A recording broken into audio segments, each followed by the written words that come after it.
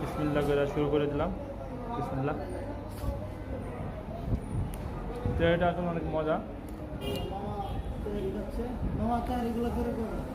এটা অনেক মজা মামা। আসলে বলতে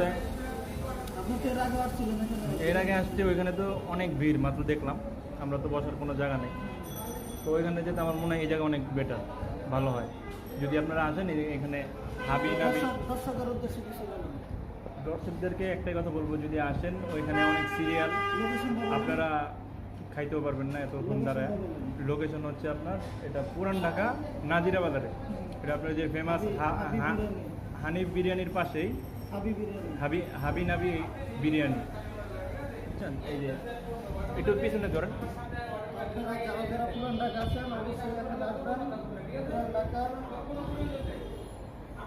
বিরিয়ানি খেয়ে যাবেন।